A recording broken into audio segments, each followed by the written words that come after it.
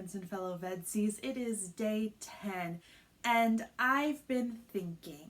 It's been a while since I actually talked about my D&D games. It's been so long that one of them ended, actually. And so at some point I'm definitely going to give you all the rundown of the Brina story. I would love to also give you the rundown of the Evangeline story, but we are 3 years into it, and dear God, there is so much there, and I genuinely am not sure how to condense it in a way that makes sense. And so I decided that I would focus on my other characters, because yes, there are other characters. I am a fiend for this stuff. Specifically, the 3 characters I have played since last VEDS. If you are someone who plays D&D with me, proceed with caution, because spoilers for characters. Please don't watch sections with characters that I'm actively playing with you guys. I don't know if anybody's watching, but please let me have my secrets. So let's start with the easiest to explain. Between the campaign with Brina ending and the new campaign beginning, we did a one-shot called Murder on the Eberron Express. As you can imagine, it's a Dungeons & Dragons train ride murder mystery. The way this works is that in the module there is a murder victim NPC character, and there are roles that players can choose to have as a relationship with this murder victim. So for instance, you can be his spouse, you can be his lover, you can be his rival, and the archetypes that aren't selected, the DM then makes NPCs to fill so that all of the points in the mystery work out. I chose the Loyal Retainer as my character's relationship to Egan Bacher, and let me introduce you to her.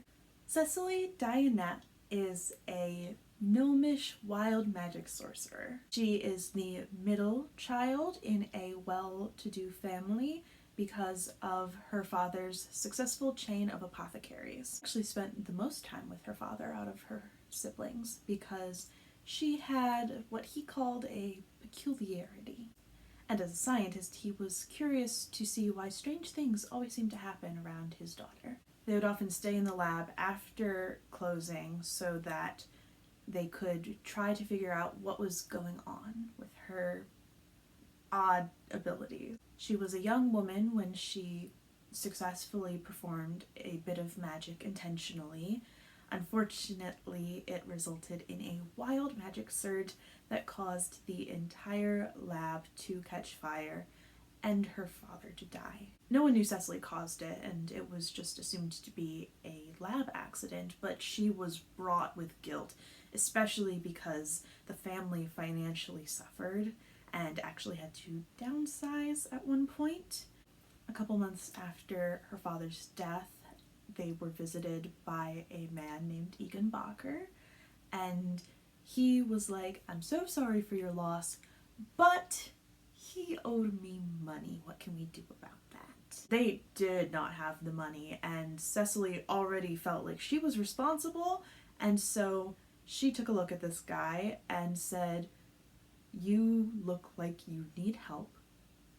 I will work for you. I can be your secretary, and in a certain amount of time, I'll pay off the debt." And Bacher was like, "Tight, free labor. I live for that type of shit," and agreed. And so Cecily moved in with him and started working as his personal secretary. Now, Bacher was a bastard, and so Cecily ended up doing a lot of things that are not great. Definitely sabotaged some competition, 100% was helping orchestrate his affair. At one point, super lied to a guy about whether or not Bacher had known that he had an illegitimate child. She did a lot of his dirty work. And she stayed long past when she needed to. Why? For two reasons.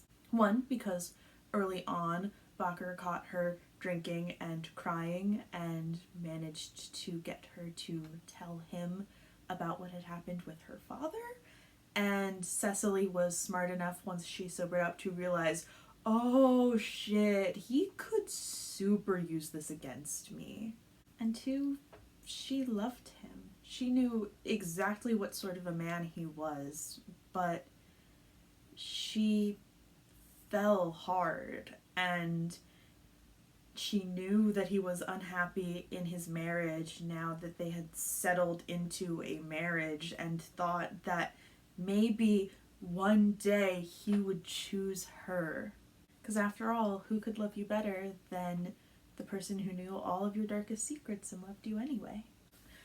Well, everybody got to the train and Egan got, as he should. The man was a bastard. And Cecily was the only one who was sad about it. She was distraught. So much so that she almost blew up the train on accident trying to kill the killer, who ultimately got away. Egan's new widow, Adriche, felt bad for Cecily and decided to give her a chunk of the inheritance, which really moved Cecily because she was super ready to stab this woman in the back at any given notice. And she realized just how thoroughly she had lost herself in her obsession with and relationship with Bacher. She moved back home and tried to figure out who she was, and ultimately realized that she was the daughter of an alchemist and wanted to be one herself. So she split her time between starting up her own apothecary with the business skills she learned as a secretary, trying to right as many of the wrongs as she possibly could that she did under Bacher, and trying to learn how to control her magic so it was a little less explodey. She wasn't a great alchemist, but she found that she really enjoyed having an apprentice and teaching someone. So with the money from the business and the money from the inheritance, she created a school for alchemists. And she thrived as a headmistress. Quite frankly, it was kind of the perfect job for her. And though it took many decades, by the time she was over 100, she was in a place where she was able to actually find love and have a family and success all at once. I was really proud of the concept for Cecily. The idea of the secretary who was so in love with her boss that she might just snap and kill him was really fun to me. And with the way the story went, I was able to give her that really nice epilogue where she was able to find some happiness, because I was fully expecting her to go to jail for murder. And I spent a lot of time working on her, working on the backstory and her thought processes and what she had, and I have like a 10-page document dedicated to her clothes with image references because I went ham. So I was super proud of Cecily.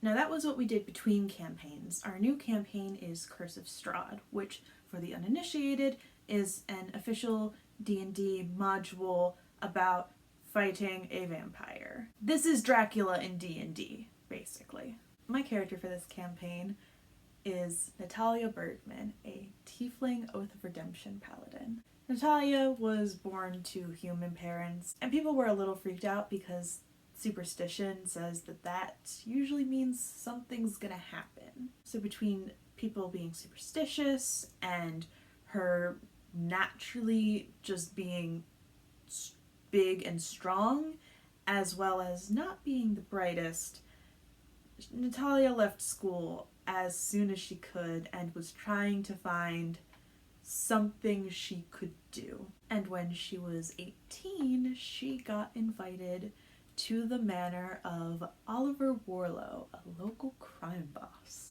Warlow was essentially like, hey, so everyone around here thinks you are scary. do you want to use that to your advantage?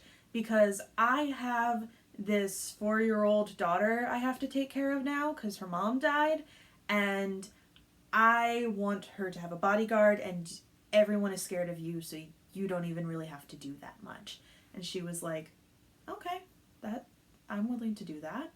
And so she became Faye's bodyguard. And she grew super fond of this little girl as she grew up because she spent all of her time taking care of her. She was basically bodyguard and nanny in one. She and Warlow had this slow burning thing going on with sort of a Maria and Captain Von Trapp vibe, but very, very, very under the surface. They both knew how each other felt, and neither of them were gonna do anything about it because it would upset Faye. But when Faye was a teenager, she wanted to go to school where the other upper class teenage girls went. So the plan was that Natalia was going to escort her to Miss Lavinia's school for girls, do a little shadowing there, and see if Faye wanted to go. And if she did, well, they had a bunch of guards of their own at Miss Lavinia's. And so Natalia could stay at home with Warlow and actually test out what this relationship would look like. Unfortunately, on the way there, they were ambushed by enemies of Oliver Warlow, and Faye was murdered. Natalia was distraught. She could barely explain what had even happened, was just completely a wreck. And so she took one of the horses that had been with her then, Gabriel, and was planning to skip town. She didn't even go to the funeral. But she did visit the graveyard that night. As she was sneaking out of town, she visited the graveyard and fell to her knees weeping at Faye's grave. And the power of it was so strong that 2 figures appeared on either side of the grave. One promised that, working together, they could enact vengeance. The other said that they would help Talia ensure that this didn't happen to anyone else ever again. Talia took the second offer and realized that it was, in fact, an angel named Moriel, the Gilded One. Moriel instructed Natalia to bring light into the darkness, and she was certainly going to try, but it wasn't easy. Admittedly, she spent the first 6 months just kind of traveling from town to town, trying to not drown in her own grief. But then she met a woman named Sasha, who immediately took an interest in her and hired her to be her bodyguard. It was essentially just, please stick around, I like you, I will pay for things. But sure, if you need the formality, you can have the title. They've been traveling together ever since, and wound up with a few others in Barovia, where Natalia has found new powers emerging that she didn't realize she was ever going to have, and thinks that her mission is to bring light to the dark, dark land of Barovia. We aren't very far into this campaign yet because scheduling has been a bitch and a half, but I really love this character. I'm excited to see what happens to her. I'm excited to figure out if I will ever find her voice, but I'm really excited to see what type of person she becomes. I'm a little terrified that Strahd is going to use his I'm an older man and you clearly have no sense of what a red flag is. Do you want to romance? Thing on her. I don't think that will happen, but she has bad taste. Warlow's not bad, but she has bad taste. She does not know what a red flag is, that's for sure. And I just find her so fun. She is 6'1", 7'2" with the horns, and just this strong woman with an intelligence of 9, and totally different from basically every character that I've played, because she is just a bodyguard, and I think that's so much fun, and I'm really excited to see how she evolves with time. And my newest character is Hestia de la Guerra. She is a fire genasi inquisitive rogue. Now, in the world, the De la Guerra family are super well known and influential. There is a branch up north in Ecula Bay who are like the most influential family basically in the whole area. The branch in the Altarian Empire is newer and so has significantly less acumen, but they are thriving in the world of business. Hestia is the youngest in her generation and in her branch of the family. It became obvious to her grandfather Inigo that she is not the most business-minded. Even as a kid, her studies were less important than people. She was always fascinated with people more than anything else. And so I was like, oh, well, you know, we can always use diplomats. That's always a cool thing to have in the family. That's not a problem. And so Hestia was kind of free to not neglect her studies, but to prioritize learning how to be a more sociable person. So she knew everybody, but her favorite person in the world was a servant girl her own age named Miranda. If you have seen Merlin, they kind of took on a Morgana and Guinevere type of relationship. But things could never be wonderful forever, could they? When Hestia was 15, she fell to a mysterious magical illness. Now, most of the time in D&D, this would not be that big of a deal, especially in a rich family. However, the Altarian Empire has a very tight leash on magic. In fact, sorcerers are considered state property. And if you are a sorcerer and you try to hide from the state, the Inquisition will come and get you.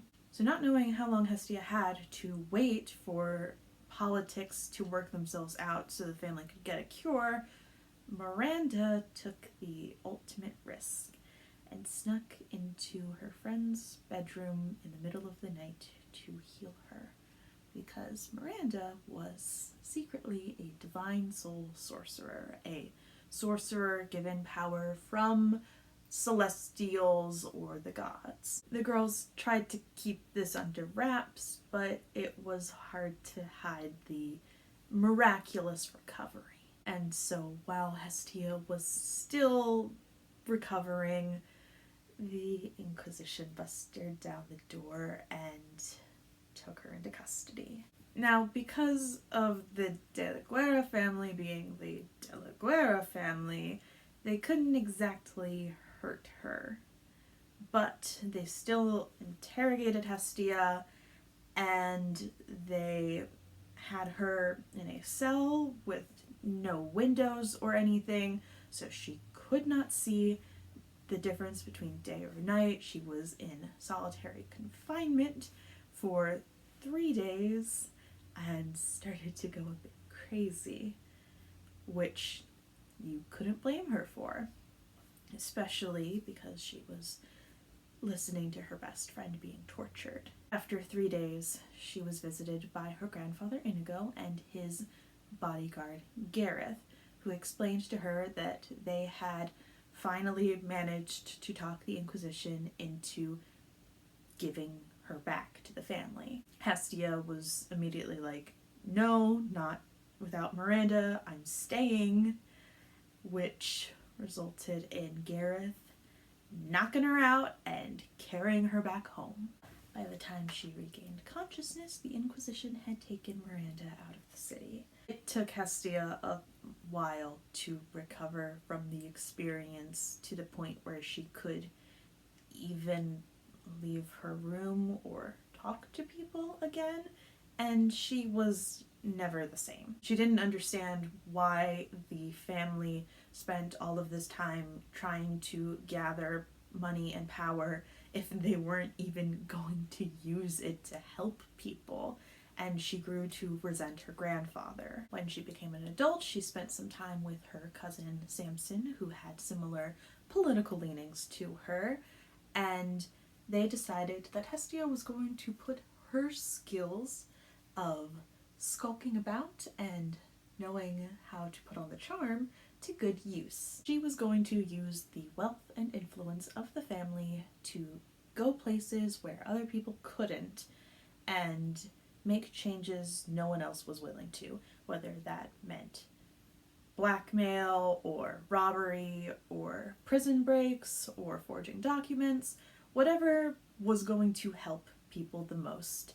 Hestia decided that she was going to do, and her cousin Samson was more than willing to fund this endeavor. She puts on the most intense facade of this charming, shallow, ultimately non-threatening rich girl traveling around the country, making connections for the family, all the while trying to screw over the people in power and help the underdogs as much as possible. I really love Hestia. I'm so excited to get to play out her angst because, oh my god, there's so much. I mean, we decided that she has intense claustrophobia after what happened. Can't blame her, which will come up in game. I'm going to have to make saving throws at some point, which I'm very excited about and also scared. But I think she is a really fun character. I love getting to play masked and unmasked Hestia. It's so much fun, and I'm excited for her to learn, hopefully, how to channel her righteous anger in more productive ways. I compared her to Hamlet the other day in that regard, and I'm hoping her story ends better than his did. And so those are my 3 new D&D characters. I am very fond of all of them, and I'm excited to hear what you guys think about them. And with that, my friends and fellow VEDSies, I'll see you tomorrow.